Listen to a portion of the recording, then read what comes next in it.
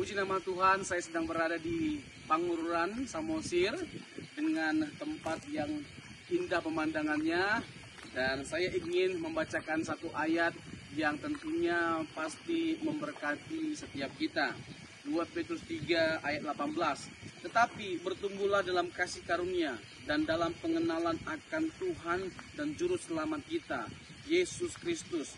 Baginya kemuliaan sekarang dan sampai selama-lamanya. Tuhan menghendaki supaya pengenalan kita akan Yesus boleh semakin bertumbuh. Itu yang Tuhan inginkan dari setiap kita sebagai anak-anaknya. Kita disebut sebagai anak-anaknya karena kita menerima Yesus.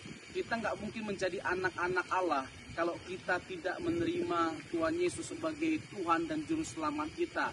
Itulah yang diucapkan dalam Yohanes 1 ayat yang ke-12. Tetapi barang siapa yang menerimanya, diberinya kuasa agar menjadi anak-anak Allah. Jadi jelas sekali yang disebut dengan anak dari Tuhan kita Yesus Kristus adalah orang-orang yang menerima Tuhan Yesus.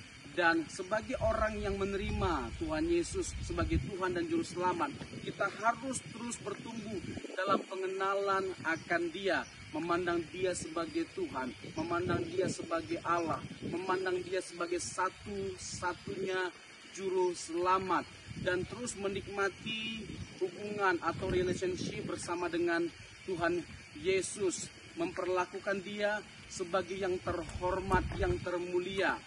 1 Yohanes 2 ayat 6, barang siapa yang mengenal Dia, yaitu Allah kita, ia wajib hidup sama seperti Kristus hidup. Inilah panggilan kita, bukan hanya sekedar kita percaya untuk menerima keselamatan atau masuk surga, tapi kita juga menerima teladan hidup yang diperagakan oleh Tuhan Yesus.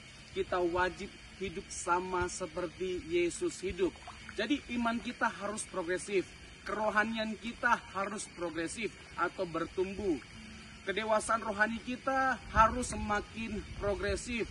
Kecintaan kita terhadap Tuhan dan sesama harus bersifat progresif. Dengan cara itu semualah kita menunjukkan bahwa kita bertumbuh dalam pengenalan akan Kristus. Jadi iman kita yang harus bertumbuh, kerohanian kita yang harus bertumbuh.